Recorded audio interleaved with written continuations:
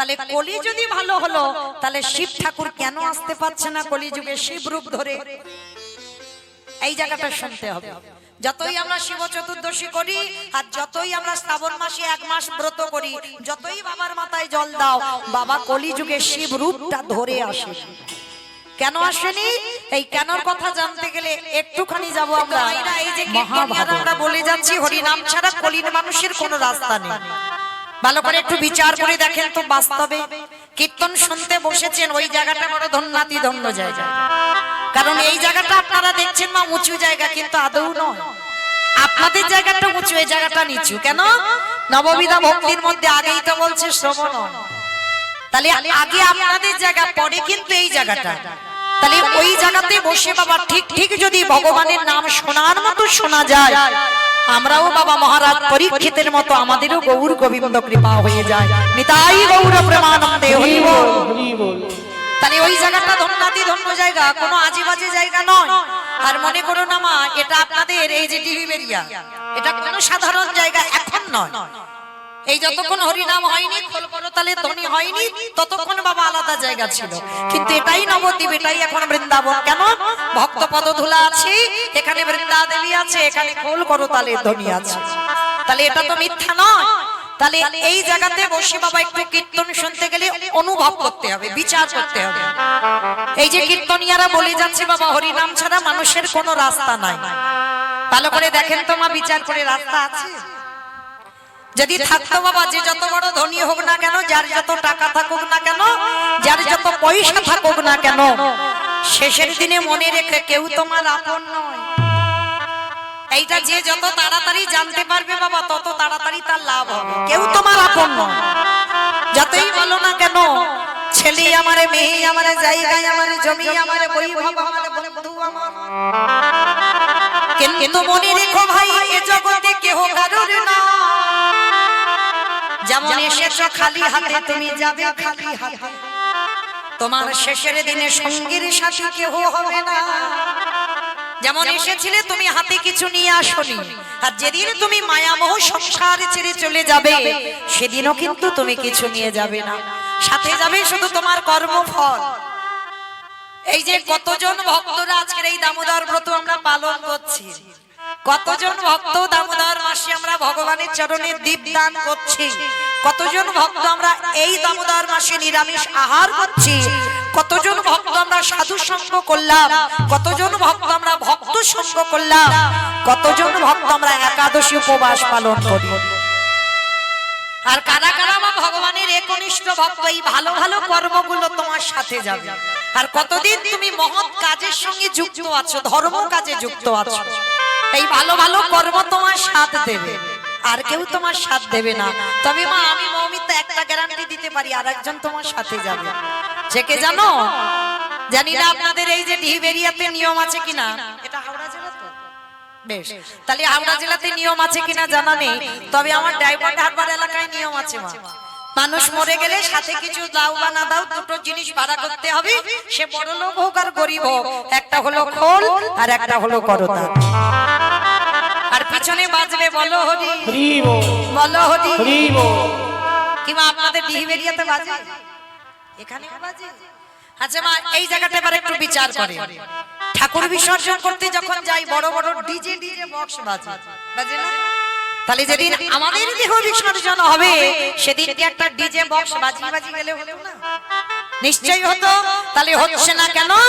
এই জায়গায় চৈতন্য মহাপ্রভু শিক্ষা দিলেন, ওরে কলির জ্ঞানন্দজি, ভালো করে পিছনের দিকে তাকিয়ে দেখ, যেমন এসেছিস একা যাচ্ছিস একা। তাহলে সাথে যাচ্ছে কে? এই হরি নামে যাবে আমাদের পছা দেখো,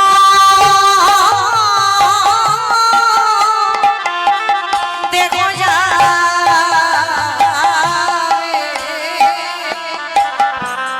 যেদিনে তুমি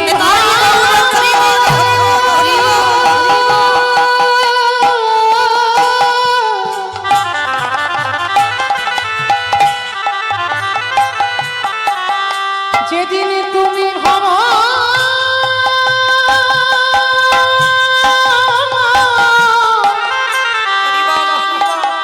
ভব পারে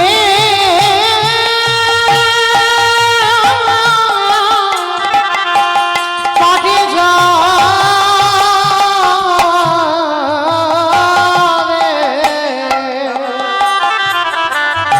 সেই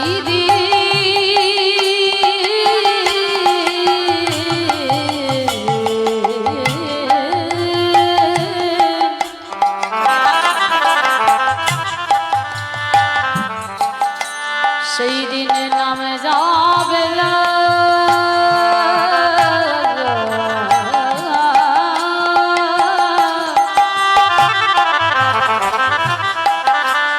আমার এই পচা দেহ ও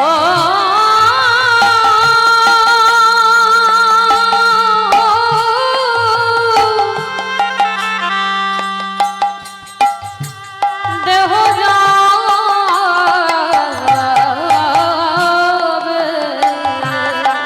ও ভাই সেদিনে সঙ্গের সাথী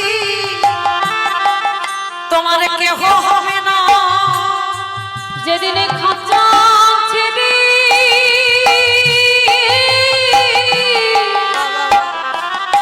প্রাণ পাখি চলে যাবে ওরে এলি একা তুই ভব ছেড়ে যাবি একা। শুধু আপন আপন করে মোরা তোদের কৃষ্ণ ভজ হলো না ভয়। কৃষ্ণ বলবা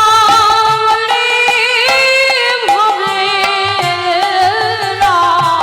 তাই তো সময় থাকতে জানাই রে বলে আর বলা হইব না হয়। তুমি জানো আমার চরণ ছাড়া করুণা শুধু জানবে নাই জানবে জানবে তোমার ওই চরণে আমি সব সপিলাম। আমার দেহ মন প্রাণ জীবন যৌবন। দয়ায় আমার ক্লেশ ধরে টেনে নিও। তুমি ভগবানের কান্ডারি। আমি তোমার ছাড়া আমি জানি না। বলে মায়া মাঝে আছি পড়ি। তুমি জানো চরণে ছাড়া করুণা কি। তুমি পারের পরে তার ডাকি। একবার হরি ভজন করে রে মা।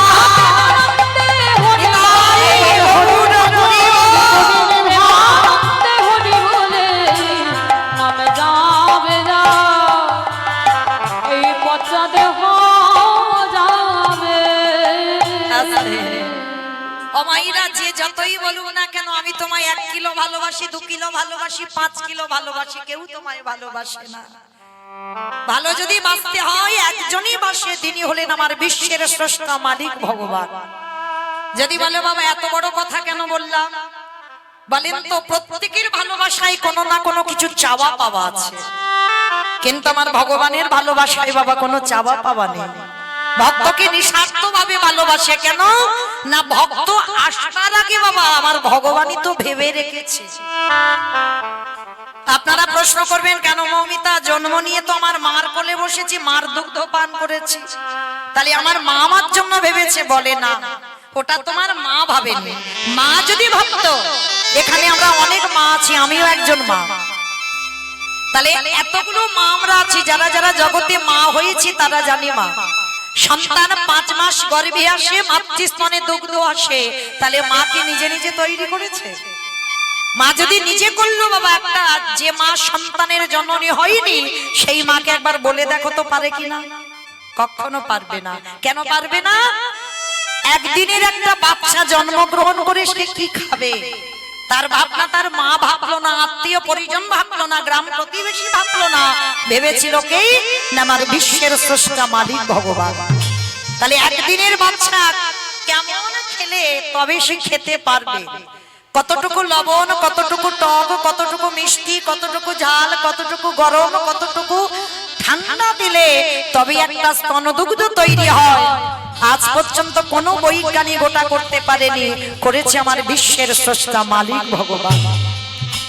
তাহলে এই জায়গাটা ভেবে দেখেন মা, যে আমাদের আসবার আগে আমাদের কথা ভাবে, তাহলে তার মতো কি বন্ধু আর পৃথিবীতে কেউ হবে গো?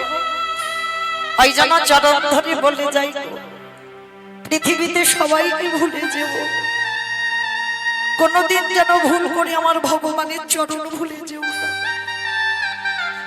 কারণ ওর মতো বন্ধু তুমি পৃথিবীতে আর একজন পাবে না।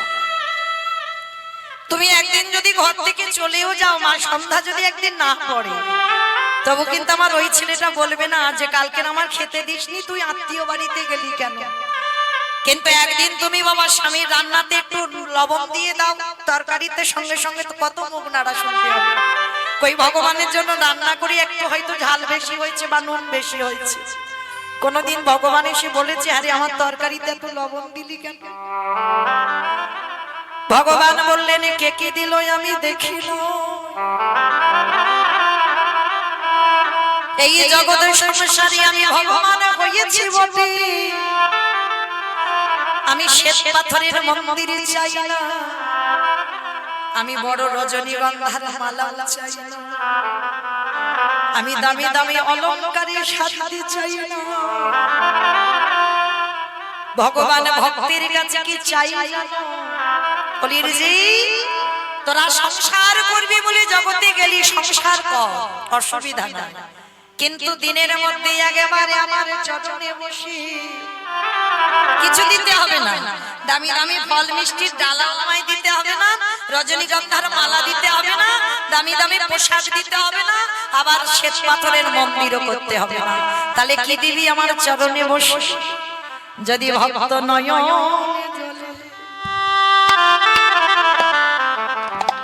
নয়ন জলে একেবারে ভাসিতে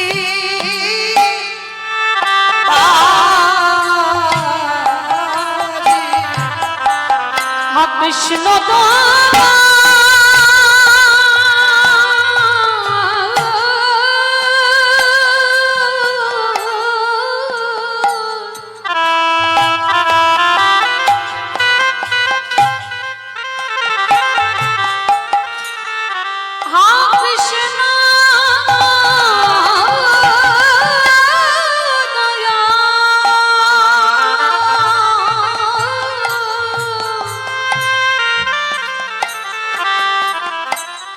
দয়া করো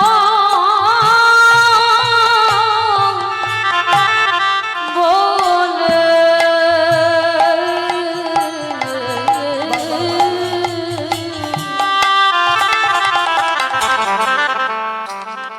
কোন ভক্ত যদি নয়ন জলে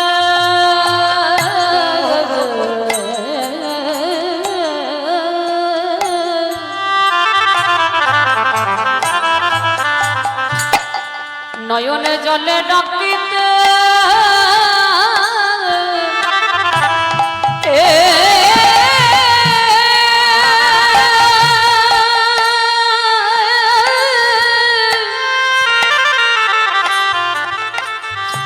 ডাকিতে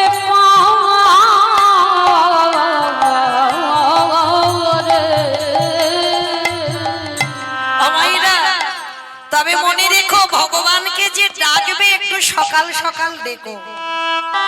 কেন বলছি জানো? কুড়ি ফুলে যেমন গোবিন্দ সেবা হয় না, আবার বাসি ফুলে গোবিন্দ সেবা হবে না। তাহলে সেবা দিতে গেলে আজকের ফোঁটা ফুলটা দিতে হবে। আমাইরা কুড়ি ফুলে সেবা হয়, কুড়ি ফুল মানে দেহতত্ত্বের দিকে দেখেন বাল্যকাল।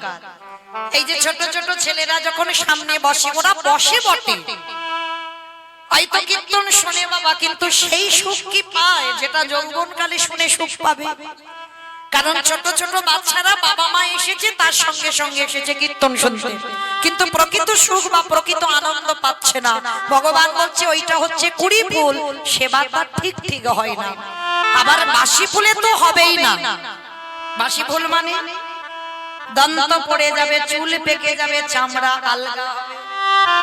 কি গো, স্নান করে যখন ঠাকুর ঘরে গিয়ে আন্নিকে বসবে না, অনেকক্ষণ তো সময় লাগবে, সে বসে বাবা কখন ঘুমিয়ে উল্টে পড়ে গেছে বুঝতে পারবে না। তাহলে ফুলে গোবিন্দ সেবা হবে না। তাহলে সেবা দেবে কোন ফুলে? আজকের ফোঁটা ফুলের সেবা দাও। আর আজকের ফোঁটা ফুল হচ্ছে আমাদের যৌবন কাল। যেদিন আমার গোবিন্দ বৃন্দাবন থেকে মথুরায় চলে গেল রাজা হবে বলে, কংস বধ করে রাজা হলো, সেদিন আমার রাধা রানী কেঁদে কেঁদে বলেছিল, ললিতা রে,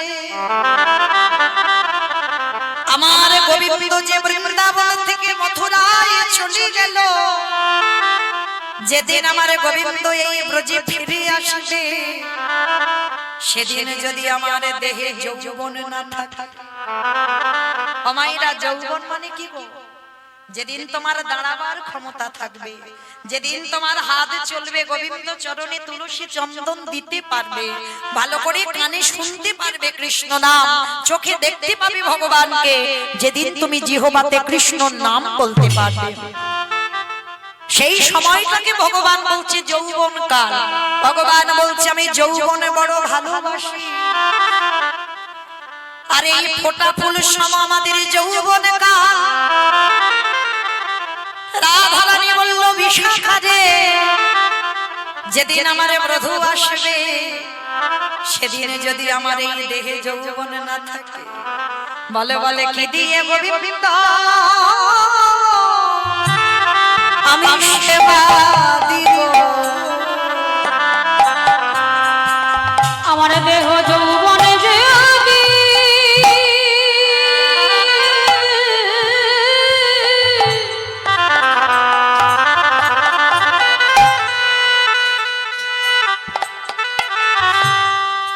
আমার দেহ যৌবনে যদি ফুরায়ে গেল, ললিতা ললিতা রে,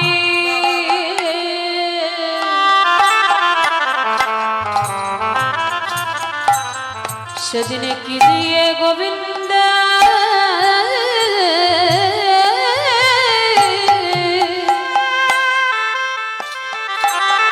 গোবিন্দের সেবা করিব। ওরে ললিতা রে, ওরে ললিতা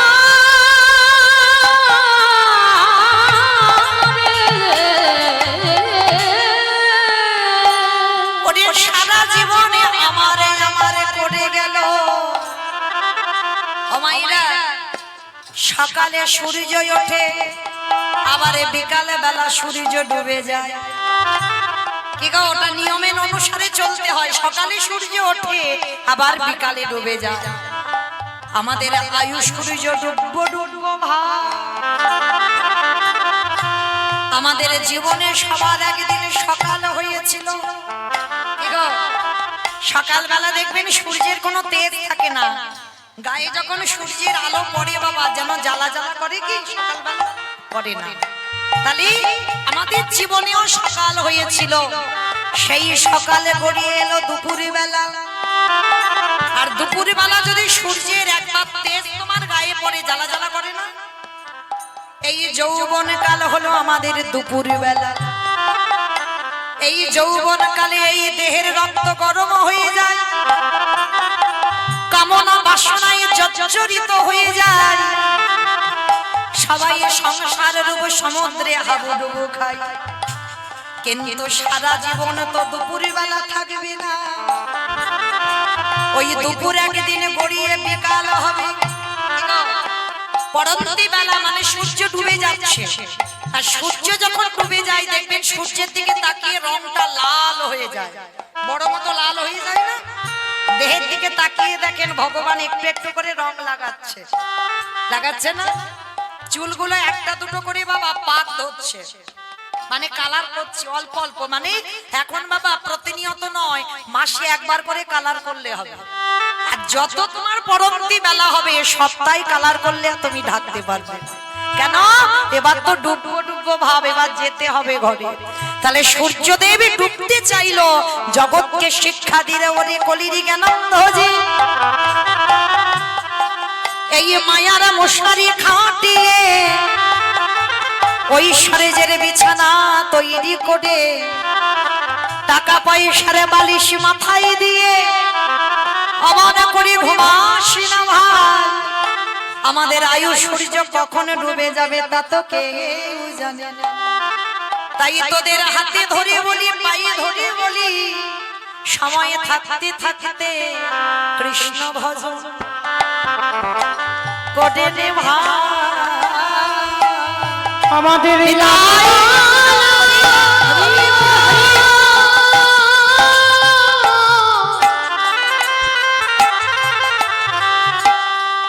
আমাদের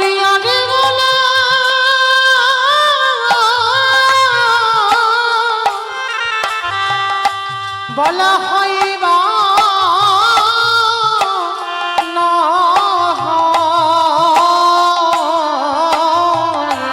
বলে সময় থাকতে বলে নে ভাই। তাহলে চলেন আজকে আমরা সবাই এই নিয়ম সেবার মাসে, ব্রতের মাসে, দামোদর ব্রতের মাসে সবাই যখন একত্রিত হয়েছে, বলা তো যায় না বাবা। পরীক্ষিত রাজার জীবনে গ্যারান্টি হয়ে গেছে কিন্তু 7 দিন নাই, কিন্তু আপনাদের আমাদের জীবনের কিন্তু গ্যারান্টি নেই। এই যে কালকে থাকবো, সকালে যে আলো দেখবো, এই গ্যারান্টিটা আমরা কেউ দিতে পারবো না। এই যে কীর্তন সেরে আমি বাড়ি যাব বা আপনারা বাড়ি দিয়ে যাবেন, এই গ্যারান্টিটা কারোর জীবনে দিতে পারবো না। তাহলে চলো, যোগ যখন এসেছে যাতে বিয়োগ না হয়, সবাই একত্রিত হয়ে একটুখানির জন্য যাই সিধা নদিয়া নবদ্বীপ ধাম। কি মাইনা সবাই যাবেন তো? তো সবাই যদি চলে যায়, কীর্তন গাইবো কাকে নিয়ে? বলে দিল হ্যাঁ যাও, কিন্তু কেউ যাব না। কেন জানো? এক্ষুনি যদি তোমরা বা আমরা কেউ যেতে চাই, তাহলে স্বামীর অনুমতি নিতে হবে, ছেলে বৌমার কাছ থেকে অর্ডার নিতে হবে, তারপরে ওদিক থেকে যদি পাস হয় তো তবে যেতে পারবে। কারণ সবার কৈফিয়ত দিতে হবে, কেন যাবে, কি জন্য যাবে, কত কৈফিয়ত দিতে হবে। কিন্তু একজনকে কোনো কৈফিয়ত দিতে হয় না।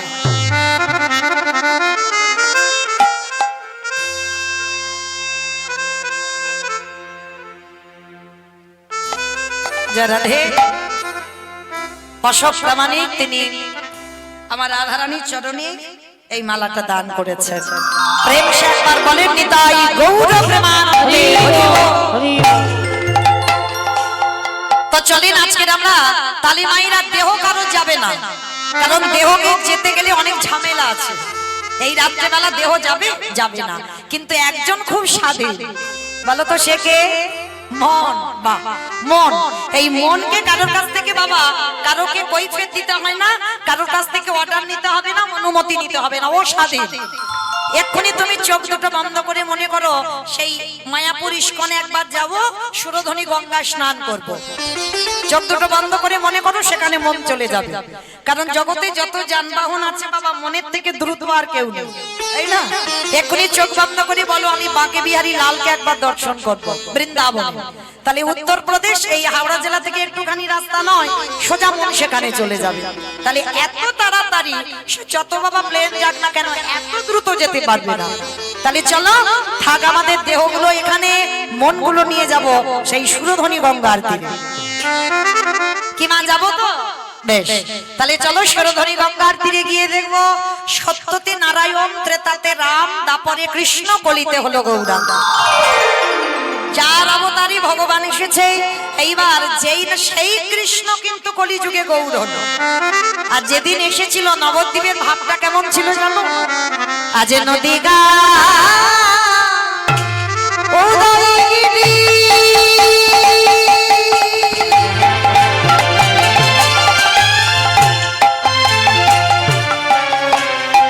পূর্ণিমা চন্দ্র গগর হরি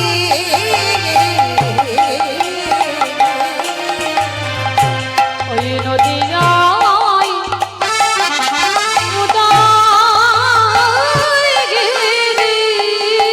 আস্তে আমি একটা কথা বলি, ঝগড়া করতে গেলে প্রথমে করে নেওয়া ভালো, আর মাঝ রাস্তায় যদি ঝগড়া করি তাহলে তো মারামারি হবে। তাহলে আগে বলে নি, এই কীর্তন শুনতে গেলে প্রভুর জন্য একটু কাজকর্ম করতে হয়। তবে আমার মতো নাচতে হবে না, গাইতে হবে না, কিছু বলতে হবে না। 3টে ধ্বনি, শঙ্কর ধ্বনি, উলুধ্বনি, আর যাদের যাদের হাত এসেছে, সবার এসেছে তো যাদের এসেছে কই একবার দেখাও। নিতাই গৌর প্রেমানন্দে হরি বল। হরি বল হরি বল। বাহ, খুব ভালো। তার মানে সবার হাত এসেছে। কি মাইরা একটু উলুধ্বনি হবে তো? কই একবার করে দেখাও। মামা পিছন থেকে হচ্ছে না কেন? একটু দা উলুধ্বনি সবাই, বিশেষ করে এই ব্রতের মাসে একটু প্রেম সে উলুধ্বনি। আজ নদী গা উদয়গিরি আমাদের গোলামি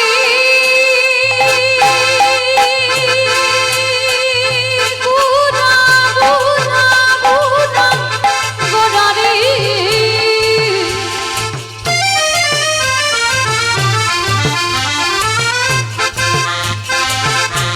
গোরা গোরা গোরা গোলারি গোরা গোলারি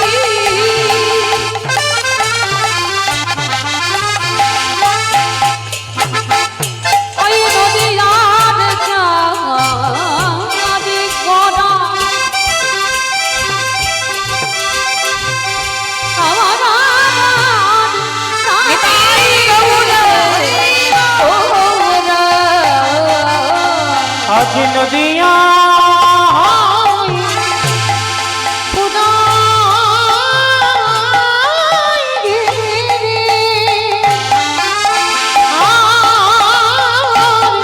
পূর্ণ চন্দ্র গৌর হরি আজ কৃপা করে হইল উদা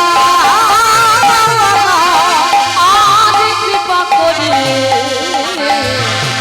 হইল আজ কৃপা করে হইল ওই না সোনার নদিয়ায় প্রভু উদয় হলো। সোনার নদী আপনি গৌরদাই হলো ওই না রাধি দয়া কত বলে এই নদীয়াতে উদয় হলো ওই কবির জীবী উদ্ধারিতে নদীয়াতে উদয় হলো কবি কৃষ্ণ প্রেমে প্রচারিতে নদীয়াতে উদয় হলো এই জগজীবী উদ্ধারিতে ওই নদীয়াতে উদয় হলো মুখে হরি হরি হরি বলে নদীয়াতে গৌর হরি হরি হরি বলে নদীয়াতে উদয় হলো নদীয়াতে উদয় হলো কৃপা করে হইল তাহলে নদিয়ার ভাগ্যাকাশী বৃন্দাবনের কৃষ্ণ গলিতে গৌরাঙ্গ হলো। ভাইরা এবার একটু মন দিয়ে শুনবেন কেমন? এবার একটু আমি বলবো কেমন, মন প্রাণটা যেন একেবারে কীর্তনে থাকে, যেন সংসারে আর না যায়, যতক্ষণ হরিবাসরে থাকবো। তেই যে কৃষ্ণ গৌর হয়ে এলো, সাধারণ কোন ভক্তের ডাকে আসেনি মা, একজনের ডাকে এসেছিল। সে কে? না শান্তিপুরের মাটিতে পুরো অদ্বৈত আচার্য গোসাই। কিন্তু এখানে প্রশ্ন আমাদের একটাই, পৃথিবীতে বাবা ভক্ত তো অভাব নেই, হাজার হাজার আছে, লাখ লাখ আছে, কোটি কোটি ভক্ত আছে, কিন্তু একজনের ডাকে কেন আজকের কৃষ্ণ গৌর হয়ে এলো? আবার যিনি আমার চৈতন্য মহাপ্রভুর থেকে 52 বছরের বড়, এক দুদিনের বড় নয় বাবা, 52 বছরের বড়। আর শুধু বড় নয়, আমার ভগবানকে আনবার জন্য 12 বছর মানে 1 যুগ তুলসী ভাসিয়েছিল। তাহলে তিনি কেমন ব্যক্তি ছিল, কতটা তার মধ্যে পাওয়ার ছিল বা কতটা ক্ষমতা ছিল, যার জন্য বাবা 12 বছর তুলসী ভাসিয়ে কৃষ্ণকে গৌর করে আনলো। ভক্ত তাকেই বলবে যে সমাজের জন্য কষ্ট পায়, এটাই হলো ধর্ম বাবা। তুমি সবার মঙ্গলের জন্য চিন্তা করো, সবার জন্য ভাবো। আমি কি করে ভালো থাকবো, আমি কি করে সুখে থাকবো, এটা ভক্তের লক্ষণ নয়। সবাই ভালো থাক জগতে, সবার ভাবনা যে ভাববে। আর ভক্তদের লক্ষণ তো এটাই, কারোর জীবনে যেন ক্ষতি না হয়। তা যে অদ্বৈত আচার্য সমাজের মঙ্গলের জন্য, জগতের মঙ্গলের জন্য 12 বছর তুলসী ভাসিয়েছে, প্রভু তুমি ব্রজ ছেড়ে এই নদিয়ায় আসো। কারণ জগৎ জীবকে উদ্ধার করতে হবে। তাহলে বাবা আজকের আমরা জানবো যে মানুষটার ডাকে কৃষ্ণ গৌর হলো, সে মানুষটার মধ্যে এতটাই ক্ষমতা ছিল, এতটাই পাওয়ার ছিল, জগতে কি ভক্তের অভাব ছিল? তাহলে ওই মানুষটার ডাকে আসলো কেন? তাহলে জানবো যার একটা নাম ছিল মৃত্যুঞ্জয়। এমনি এমনি তো ভগবান আসেনি গো, ওই ব্যক্তিটা তো মৃত্যুঞ্জয়। মাগো মৃত্যুঞ্জয় কোন ঠাকুরকে বলে? কালী ঠাকুর, কালী ঠাকুর। দেখো যে খিচুড়ি স্কুলে যায়নি নাকি কালী ঠাকুরকে মৃত্যুঞ্জয় বলে? হরি বল। শিব ঠাকুর পরম বৈষ্ণব, ত্রিলোকের বড় বৈষ্ণব, ভগবান আখ্যা দিয়েছে, কোনো মানুষ নয়, আমাদের মতো কোনো সাজা বৈষ্ণব নয়। ভগবান আখ্যা দিলেন ত্রিলোকের বড় বৈষ্ণব, আর সেই বৈষ্ণব যার একটা নাম হচ্ছে মৃত্যুঞ্জয়। কেন না মৃত্যুকে জয় করেছিল। এমন কি বাবা ভগবান কৃষ্ণ, ভাগবত বলছে ভগবান কৃষ্ণকে দেহত্যাগ করতে হলো জরা ব্যাধির তীরে, সমস্ত দেবদেবীকে দেহত্যাগ করতে হলো, কিন্তু শুধু পরম বৈষ্ণব বাবা ভোলানাথ মৃত্যুকে জয় করেছিল। সত্য যুগে মরণ হয়নি, ত্রেতা যুগে মরণ হয়নি, দ্বাপর যুগেও মরণ হয়নি। আর সেই বাবা কলিকালের রূপটা পরিবর্তন করে নাভা দেবীর গর্ভে জন্ম নিল কমলাক্ষ। কিন্তু এই জায়গায় আমরা জানবো বাবা সত্য ত্রেতা দ্বাপরেতে শিব হলো, কলিতে কেন ওই অদ্বৈত আচার্য হলো বা ছোটবেলায় কমলাক্ষ হলো? কেন শিব হলে কি অসুবিধা হতো? নিশ্চয়ই হতো না। অনেক অনেক ভক্তরা বলছে, বলে হ্যাঁ হতো, কারণ কলিযুগ তো। এই যে টাম দিয়ে কথা মানে কি? এই কলিযুগ তো মানে টাম দিচ্ছে মানে কি কলি নাকি ভালো নয়? কিমা আপনারা কি বিচার করে ভাবেন কলি ভালো নয়? কলির ছেলে মেয়েরা ভালো নয়, কলি কোনোদিন খারাপ নয়। ভগবান সত্যযুগকে ধন্য বলেনি, ত্রেতাকে ধন্য বলেনি, দ্বাপরকে ধন্য বলেনি, কিন্তু কলিযুগটাকে বলছে ধন্য কলিযুগ। কেন বললো? সত্যযুগে ভগবান দেখেন চক্র হাতে নিয়ে হিরণ্যাক্ষ হিরণ্যকশিপুরকে মেরেছে, যারা শাস্ত্র জ্ঞানী এখানে। আবার দেখেন রাম অবতারে রাবণ কুম্ভকর্ণকে মেরেছে। দ্বাপর যুগে তো বাবা অবন্তী আমার থেকে আপনারা বেশি জানেন। কংস, শিশুপাল, দন্তবক্ষ, কালিয়না, পুতনা, অকাসুর, বকাসুর, অরিষ্টাসুর, মানে শুধু মারামারি করলো। কই বলতে পারবে ভগবান কলিযুগে কাউকে মেরেছে? বেটা মার খেয়েছে, মারেনি। কেন? এবি অস্ত্র না ধরিব, প্রাণে কারে না মারিব, প্রেম দিয়ে চিত্ত শুদ্ধি করিল সংহার। ভগবান বললেন কলির মানুষ এত ভালো, এদের জন্য আমার তীর ধনুক নিতে হবে না, এদের জন্য আমার চক্র ব্যবহার করতে হবে না, এদের জন্য আমার বাঁশিও নিতে হবে না। তাহলে এদের একটু নাম আর প্রেম দিলে কলির জীব উদ্ধার। তাহলে বুঝলাম কি বাবা কলি ভালো। তাহলে কলি যদি ভালো হলো, তাহলে শিব ঠাকুর কেন আসতে পারছে না কলিযুগে শিব রূপ ধরে? এই জায়গাটা শুনতে হবে। যতই আমরা শিব চতুর্দশী করি, আর যতই আমরা শ্রাবণ মাসে 1 মাস ব্রত করি, যতই বাবার মাথায় জল দাও, বাবা কলিযুগে শিব রূপটা ধরে আসে। কেন আসেনি? এই কেনর কথা জানতে গেলে একটুখানি যাব আমরা মহাভারত। কারণ ঘটনাটা তো ঘটলো বাবা মহাভারতে। এই মহাভারতে বাবা যুধিষ্ঠির মহারাজ করেছিল রাজস্বয় যজ্ঞ। এই রাজস্বয় যজ্ঞে ভগবান কৃষ্ণ সবাইকে দায়িত্ব দিয়েছিল, আর দায়িত্ব বুঝিয়ে দিয়ে যেই না কৃষ্ণ দাঁড়িয়েছে, যুধিষ্ঠির মহারাজ ডাকছে কৃষ্ণ,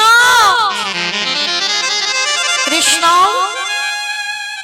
তুমি তো সবাইকে দায়িত্ব বুঝিয়ে দিচ্ছ, ও কৃষ্ণ তুমি নিজে কোনো দায়িত্ব পালন করবে না? ভগবান আমার মুচকি হেসে বলছে, দাদা আমি এই যজ্ঞে তো সবাইকে দায়িত্ব বুঝিয়ে দিয়েছি, আর আমার জন্য আলাদা করে 2টো দায়িত্ব রেখে দিয়েছি। সে কি? সবাইকে তুমি একটা করে কাজ, আর তুমি তোমার নিজের বেলা 2টো কাজ। কি কাজ করবে কৃষ্ণ? বলে জানো দাদা, এই জগৎ সংসারে সর্বাগ্যে সবার আগে জগতে যত যত ভক্ত এই যজ্ঞে আসবে, সবার প্রথমে আমি নিজের হাতে তাদের চরণ যুগল ধৌত করে দেব। ছুটে উঠেছে অসম্ভব, কৃষ্ণ তুই কি আর আমি কি এটা আমি ভালো করে জানি। আর তুই কি না যারা যারা আসবে, কে ছোট জাত কে নিচু জাত, জাতের বিচার করবি না, তুই সবার পা ধোয়াবি।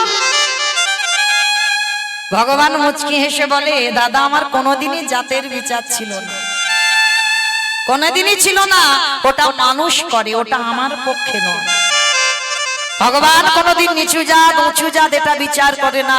ভগবান সবাইকে কোল দেয়।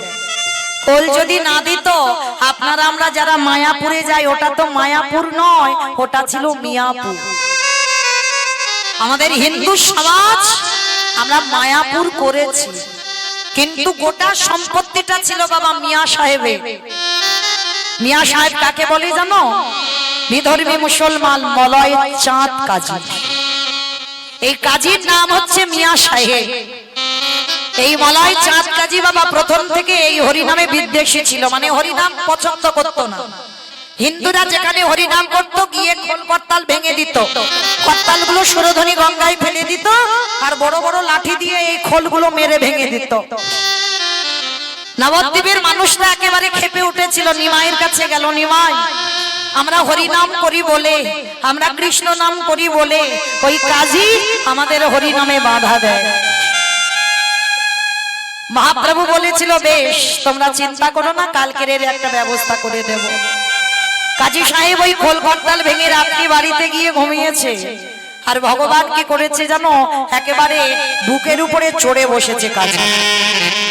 দেহটা মানুষ, মুখটা পশুর মতো।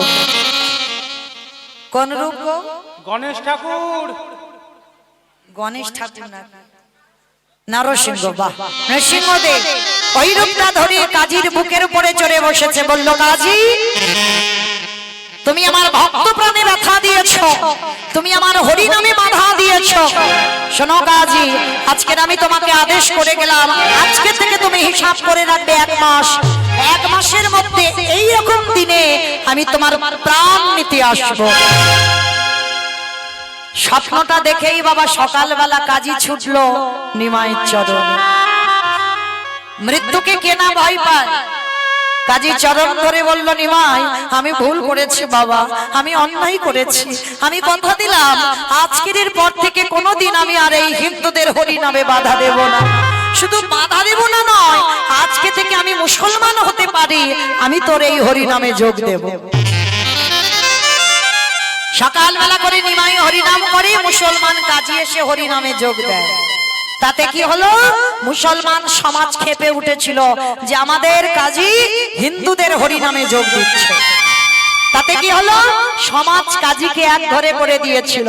শুধু এক ঘরে করলো না, বলেছিল কাজীর মৃত্যুর পর আমরা কেউ কবরস্থানে নিয়ে যাব না। কাজীকে কবর দিয়ে কেউ আমরা কবরে একটা ফুলও দেব না। কাজীর মৃত্যুর সময় যদি পিপাসায় ছটফট করে, আমরা কেউ কোনোদিন কাজীর মুখে একটু জলও দেব না। ছুটলো নিমাইয়ের চরণে। নিমাই শুনেছিস আমি তোকে ভালোবাসলাম বলে, তোর হরিনাম ভালোবাসলাম বলে আমার সমাজ আমাকে এক ঘরে করে দিল। বলল আমার মৃত্যুর পর আমাকে কেউ কবর দেবে না। ভগবান হেসে বলেছিল, দরকার নেই কারোর, যে আমারে চাই তারে আমি চাই, আর যে আমারে না চাই তারে আমি না চাই। কি গো, অনেকেই আমরা বলি না টাকা পয়সা থাকলে শেষের দিনে সব দেখবার থাকবে। ভুল ধারণা তোমার। আমরা বলি একটা পুত্র সন্তানের দরকার, শেষের দিনে আমার মুখে পিণ্ডি দেবে। কে গো গ্যারান্টি দিতে পারবে যে তোমার পিণ্ড দেবে? কে গো গোবিন্দ ঘোষের কথা একবার ভেবে দেখে। স্ত্রী ছিল, পুত্রও ছিল, চিরজনমের মতো ভগবান সব কেড়ে নিল। শেষে ভগবান নিজেই সন্তান হয়ে গোবিন্দ ঘোষের উদ্দেশ্যে পিণ্ড দান করলো। কে বলেছে হয় না? সে কি ভগবান ছিল? আপনাদের মতো তো ভক্ত ছিল। তাহলে তারা যদি পারে, আমরা কেন পারি না গো? কারণ আমাদের সেই ভাবটা নেই, সেই ভাবনাটা তো আমাদের নেই। তো মহাপ্রভু কাজীকে বলল, দরকার নেই, তোমার কবর দেওয়ার জন্য আমি আছি।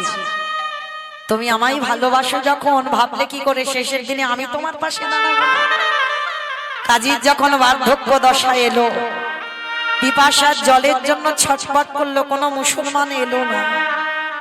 ভগবান নিজেই গিয়ে কাজীর মুখে জল দিল। কাজী যখন শেষ নিঃশ্বাস ত্যাগ করলো, ভগবান নিজে কোলে করে নিয়ে কাজীকে কবর দিতে গেল। যে জায়গাটা মায়াপুর ঢুকতে আগে স্টপেজে আছে বাবা, বামন পুকুর, অনেকে হয়তো দেখেছে। এই বামন পুকুরে কাজীকে কবর দেওয়া হলো। শুধু কবর দিল না, কাজীর একটা আক্ষেপ ছিল বাবা, যে আমার কবরে কেউ একটা ফুলও দেবে না। ভগবান ওই কাজীকে কবর দিয়ে কাজীর কবরের উপরে একটা চাঁপা ফুলের গাছ পুঁতেছে। আজও গিয়ে দেখবেন এত এত ফুল পড়ে, মনে হয় যেন কাজীর কবরটাকে কেউ সাজিয়ে দিয়েছে। সেগুলো জগৎকে জানাবার জন্য আজও কিন্তু বাবা গাছটা বেঁচে আছে। যারা যাবেন একবার মায়াপুরে ঢুকতে আগে স্টপেজে বামন পুকুরে দাঁড়িয়ে কাজীর সমাধিতে একবার প্রণাম করো। মুসলমান হতে পারে, তারা তো গৌর কৃপা পেয়েছে। পরশমণির পরশে যেমন লোহা সোনা হয়, ঠিক তদ্রূপ আমার ভগবান যে গাছটাকে নিজের হাতে পুঁতেছে, একবার অন্তত পরশ করে আসবে। কেন জানো? ওখানে যে গৌর পরশ লেগে আছে। তাহলে আমার ভগবান মুসলমানকেও মুসলমান বলে ঘৃণা করতো না, সবাইকে কোল দিয়েছে, সবাইকে প্রেম দিয়েছে। ভগবান ভক্ত ভেবে সবাইকে আশ্রয় দিয়েছে। কিন্তু আমরা বড় বড় বৈষ্ণবরা বাবা, আমরাই ঘৃণা করি মানুষ মানুষকে। কিন্তু না, আমার ভগবান কোনোদিন ভক্তকে ঘৃণা করে, সবাইকে প্রেম দিয়েছে, নাম দিয়েছে। তাই তো আজকে যুধিষ্ঠির যজ্ঞে ভগবান বলছে, যুধিষ্ঠির দাদা, সবার আগে আমি সবার পা ধোবার ব্যবস্থা করব। তা যুধিষ্ঠির মহারাজ বলছে, কৃষ্ণ, এত তো আমার যজ্ঞে কাজ ছিল, তা তুমি হঠাৎ পা ধোয়াবে কেন? কি বাবা, ভগবান কি এমনি এমনি পা ধোয়াচ্ছে? নিজের জন্য শুধু না, অপরকে শিক্ষা দিতে চাইল। নিজে আচরি ধর্ম জীবের শিখায়, নিজে না করলে ধর্ম জীবকে শিখানো না যায়। কি গো মা, যারা শিক্ষার জায়গায় দাঁড়ায় তাদের নিজেদের যদি শিক্ষাটা না হয়, নিজে যদি কৃষ্ণ বলে না কাঁদে, তাহলে অপরকে কাঁদাবে কি করে? নিজে যদি সাধুগুরু বৈষ্ণবদের সম্মান না করে, তাহলে তার কথা শুনে বাবা কিছু শিক্ষা হবে বলে মনে হয়? তাহলে আগে নিজের আচরণ ঠিক করতে হবে, তবে তো অপরকে শিক্ষা দেবে। তাই তো কৃষ্ণ দয়াময় নিজে পা ধোয়াচ্ছে। কেন? আপনাদের আমাদের শিক্ষা দিল, ওরে কলির জি, তোরাও আমাকে দেখে শেখ। বাড়িতে গুরুজন যদি আসে, সবার আগে পা ধোয়ার ব্যবস্থাটা কর। ভালো লাগলো মা খুব আপনাদের এখানে এসে, যে বাড়িতে আমি আছি, যারা কীর্তনের আয়োজন করেছেন। আমার মতো অধম কীর্তনী আসতে জানি না কত বড় অপরাধী, তবু রাধারানীর চরণে জানাবো, আমার মতো অধম কীর্তনিয়া চরণ যুগল ধৌত করে দিয়ে তবে বাড়িতে ঢুকিয়েছে। রাধারানীর কাছে প্রার্থনা করবো, রাধে যেন অন্তিম সময় পর্যন্ত তাদের গৌর গোবিন্দ চরণে মন মতি থাকে। নিতাই গৌর প্রেমানন্দে হরি বল, হরি বল। শুধু এই বাড়ি বলে নয়, প্রত্যেকের এটা নিয়ম। বাড়িতে সাধুগুরু বৈষ্ণব ভক্ত এলে সবার আগে মা নিজের হাতে চরণ যুগল ধৌত করাও। সাধুগুরু বৈষ্ণব যদি নাও পাও, বছরান্তর যদি গুরুদেব তোমার বাড়িতে না আসে, তাহলে যে যার ঘরের বাবা মা তো আছে, যে যার ঘরের শ্বশুর শাশুড়ি তো আছে। চেষ্টা করো মা বৎসরে একবার। অনেকে কথাটা শুনে বাবা একটু হাসে, কিন্তু আমি হাসির কথা বলিনি গো, এটা তো আমার কথাই নয়। ভগবান কৃষ্ণ সুদামাকে বলে রেখেছে, সুদামা, সবার আগে বড় গুরু তো যে যার ঘরের বাবা মা, তারপরে গুরু হলো শিক্ষা গুরু, দীক্ষা গুরু, তারপরে গুরু হলাম আমি ভগবান। তাহলে এই জগতে তো ভগবান কোনোদিন বলেনি সবার আগে আমি বড় গুরু, সবাইকে শিক্ষা দিল সবার আগে বাবা মা। আর এই পৃথিবীতে মনে রেখো মা, সারা বছরে একটা দিন যেমন তুমি ভগবানকে প্রতি বৎসদন্তর পূজা অর্চনা করো, ঠিক সেই রকম একবার বাবা মাকে সিংহাসনে বসিয়ে এমনি করে মালা গলায় দিয়ে নিজের হাতে চরণ যুগল ধৌত করে একবার বছরে নিজের হাতে বাবা মাকে খাইয়ে দিও। কেন জানো? যে ছোটবেলা থেকে নিজে না খেয়ে তোমাকে কত যত্ন করে খাইয়েছি, তাহলে আমাদের কি মনুষ্য জীবনে কর্তব্য নয় যে আমরা বড় হয়ে একবার অন্তত বছরে বাবা মাকে নিজের হাতে খাইয়ে দিই? প্রতিটা মনুষ্য জীবনে কর্তব্য। ভগবান বলছে যার স্বভাব, যার চরিত্র, যার মনোভাব এমন হয়, সে যদি কৃষ্ণ ভজন করতেও ভুলে যায়, ভগবান বলে সে যদি আমাকে ডাকতে ভুলে যায়, আমি কোনোদিনই সেই ভক্তরে ভুলি না। তাই গৌর প্রেমানন্দে হরি বল হরি বল। যেতে হবে না তাকে বৃন্দাবন, যেতে হবে না তাকে বৃন্দাবন, ওই দক্ষিণ ভারত, পশ্চিম ভারত, সারা জীবন আমি তার দরজায় দাস হয়েছি। তাহলে এই হলো ভগবানের বিধান, কিন্তু আমরা মানতে চাই না বাবা, কলির মানুষ তো এই শাস্ত্র বিধানগুলো শুনতে চাই না। তাই তো ভগবান রাজস্বই যজ্ঞে পা ধোবালো, শুধু পা ধোবালো নয়, আরো একটা কাজ করেছিল। কি কাজ জানো? যারা যারা প্রসাদ পেয়েছিল, আমার কৃষ্ণ দয়াময় ওই প্রসাদের এঁঠোগুলো নিজের হাতে নর্দমায় ফেলেছিল। শুধু নর্দমায় ফেললো না, ভক্তরা যখন প্রসাদ পেয়েছে বাবা, থালাতে লেগে আছে না এঁঠো, আমার কৃষ্ণ দয়াময় ওই এঁঠো প্রসাদ গুলো নিয়ে কৃষ্ণ আমার সারা গায়ে মাখছি। ও যে ভক্তে তাই গৌর প্রেমানন্দে ভগবান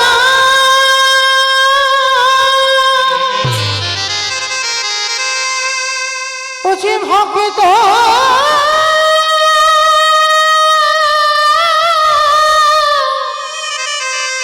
ভক্ত ছাড়া কিছু জানে না,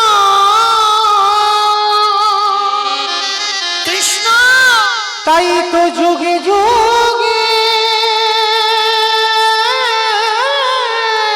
এটা তুই কি করছিস? ও যে ভক্তির কাছে ছুটে আসে। ভক্তদের পা ধোয়াচ্ছিস, মেনে নেওয়া যায়, ভক্তদের এঁঠো পাতাগুলো ফেলছিস, মেনে নেওয়া যায়, কিন্তু কৃষ্ণ তুই এঁঠো গায়ে মাখছিস কেন? সঙ্গে সঙ্গে ভগবান বললেন, যুধিষ্ঠির দাদা, এই জগতে সবাই পাবে করে, সবার পাপের বিধানে আমি কৃষ্ণ দয়াময় করি, কিন্তু জানো দাদা, এই জগতে আমি হলাম মহাপাপী। কি বললি তুই? নিজেকে বলছিস মহাপাপী? বলে হ্যাঁ, সবাই তো পাপ করে আর আমি তো করেছি মহাপাপ। সে কি? তুই মহাপাপ করেছিস কৃষ্ণ? তা কি এমন পাপ করেছিস? বলে শোনো দাদা, আমি যে অপরাধ করেছিলাম, ওই অপরাধটা করেছিলাম ত্রেতা যুগে রঘুপতি রামচন্দ্রের অবতারে। রাম অবতারে পাপ করেছিলিস? বলে হ্যাঁ। বলে জানো দাদা, আমি নিজের হাতে একটা মণিপুত্রকে হত্যা করেছিলাম। মণিপুত্র সে কে? বলে বিশ্বের সবার মনির ছেলে, যার নাম ছিল রাবণ রাজা। ওমা কৃষ্ণ, তুই এটা কি বলছিস? রাবণ রাজাকে মারলে পাপ হয় জীবনে? হ্যাঁ, আর তুই বলছিস সেই রাম অবতারে রাবণকে মেরে পাপ হয়েছে? চুপ কর। বলে দাদা, এই জায়গায় তো সব গন্ডগোল। সবাই বলে রাবণ নাকি ভালো লোক নয়। কি গো মাইরা, রাবণ ভালো লোক না খারাপ লোক গো? ভালো লোক। হাই ভগবান, মায়েদের মাথার গন্ডগোল হয়েছে, রাবণ নাকি ভালো লোক। এখন যে ভগবানের বউ চুরি করে নিয়ে যায়, সে কোনোদিন ভালো লোক হয়? কি গো, যে ভগবানের বউ চুরি, যে রাবণের একটা দুটো বউ নয় 10,000 বউ রইল, তবু কিন্তু ভগবানের বউয়ের দিকে নজরটা পড়লো কেন? তাহলে নিশ্চয়ই তার চরিত্র খারাপ ছিল, ওই জন্য তো নজরটা পড়লো। বলে না, সব নজর সমাজে এক করে দেখলে হবে না, তাই না? কেউ যদি মনে করে নারী ভোগের সম্পদ, তার কাছে ভোগের সম্পদ হয়। আর কেউ যদি মনে করে বাবা নারী হলো সাধনার, নারী হলো আরাধনা, নারী ভজনের। নারী কিন্তু বাবা শুধু ভোগের নয়, নারী ভজনের। ভজনের যদি না হতো তাহলে একটু লক্ষ্য করে দেখেন, ওই বিল্লমঙ্গল চিন্তামণির চরণ ভজন করে কি গো, একজন পতিতা নারী বারবনিতা, সেই পতিতা নারীর চরণ ভজন করে বিল্লমঙ্গলে পেয়ে গেল গোবিন্দ চরণ। পাইনি? দেখেন রামী রজকিনীর চরণ ভজন করলো চণ্ডী ঠাকুর। কি গো, একটা নারীর চরণ ভজন করে, এই চণ্ডী ঠাকুর তো কালী সাধক ছিল, রামীর চরণ ভজন করে গোবিন্দ চরণ পেয়ে গেল। আমার বিল্লমঙ্গলে যেমন চিন্তামণিকে পেল, আমার চণ্ডী ঠাকুরের রানীকে ভজন করে ভগবানের চরণ পেল। জয়দেব গোস্বামী মা পদ্মাবতীর চরণ সেবা করে রাধা মাধবের কৃপা পেল। তাহলে কেউ যদি মনে করে নারী শুধু ভোগের আর ওরা সংসার করবে আর কিছু না, কিন্তু নারী ভজনের, নারী সাধনা। যদি বলো কেন বললাম, যেদিন অসুরীদের অত্যাচারে দেবতারা স্বর্গ ছাড়ে, সেদিন ওই নারী দশভুজা ধরে যদি 10 হাতে অসুরী নিধন না করত, তাহলে দেবতারা যেত কোথায়? কি গো, দেবতাদের তেজ দিয়ে নারী সৃষ্টি করতে হয়েছিল, পুরুষ নয়। আর যতই পুরুষ বলুক না কেন, নারী আছে বলে তো তবে তো বাবা পুরুষ শক্তিমান। আর নারী যদি বামে নারীকে ভজন করো, তোমার ভজন সাধন সঠিক হবে না। নারী তোমার প্রয়োজন, তাহলে নারী ভজনের, নারী আরাধনা। কিন্তু এই মন্দোদরী মা, রাবণ রাজার 5 রানীর মধ্যে বড় রানী মন্দোদরী মা, বসে বসে কাঁদছে কেন? কারণ সতী নারী তো পঞ্চসতীর মধ্যে একটা সতী মন্দোদরী। হ্যাঁ গো স্বামী, শেষে তুমি অন্য কারো দেখতে পেলে না, সমাজে একেবারে ভগবানের বউকে দেখতে হলো। আর তোমার এতগুলো বউ থাকা সত্ত্বেও ভগবানের বউ তুমি আনলে কেন? কথা বলতে বলতে বাবা রাবণ একবার আমার সীতামাকে মা বলে ফেলেছে। আর যেই না মা বলেছে, মন্দোদরীর সঙ্গে সঙ্গে ধরেছে, দাঁড়াও দাঁড়াও দাঁড়াও। কি বললে তুমি? সীতামা মা? বলি আরে পাগলি, সীতামা তোমার মা। হ্যাঁ গো, সীতামা যদি তোমার মাই হলো, তাহলে চেরিরা ওই রকম সীতামাকে মারছে কেন? বলে মন্দোদরী, একবারও ভেবে দেখেছো আমার এত বউ থাকা সত্ত্বেও, আমার এত ঘর থাকা সত্ত্বেও আমি সোনার রাবণ, সোনার লঙ্কার রাজা, তাহলে আমার এত ঘর ছিল, কিন্তু সীতামাকে চুরি করে রেখেছি কোথায়? এখানেই তো উত্তর বেরিয়ে গেল। দেখো, যেখানে শোকের ছায়া লাগে না, সেইখানে সীতামাকে বন্দী করিল। আর চেরির দ্বারা কেন মার খাওয়াচ্ছি জানো? শোনো তোমায় একটা কথা বলি, ওই সীতামা হলো আমার ভব পারাবারের তরণী। তরণী মানে কি মা? বাহ, নৌকা। আচ্ছা ধরো নৌকাটা একজন চালাচ্ছে, এই যে মাঝি চালায়, নদীর ঘাটে নৌকাটা রেখে কোথাও খেতে গেছে বা ঘুরতে গেছে বা বিশ্রাম করতে গেছে। আচ্ছা বাবা, হঠাৎ যদি কেউ একজন এসে নৌকাটায় বেশ করে মারে, মানে ভাঙচুর করতে, মানে ইচ্ছা হচ্ছে যেন নৌকাটা ভেঙে দেবে।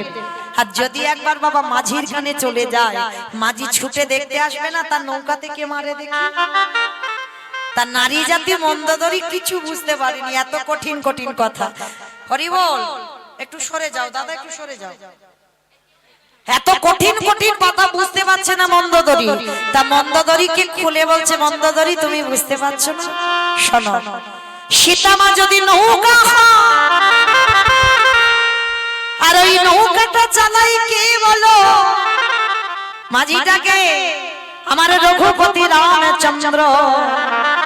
তাহলে মাঝিটা তো তীরে নৌকাটা রেখে গেছে, আর হঠাৎ বাবা ওই চেরিটাকে একটা পাথর, ওই পাথরে যখন নৌকায় মারছে, ওই নৌকা যখন ছটফট করে হারামা হারামা বলে কাঁদে, আরে কি আমার মাঝি থাকতে পারবে? কি গো, 7 সমুদ্র 13 নদী পার করে ছুটে আসবে না? আমার বুঝতে পেরেছো?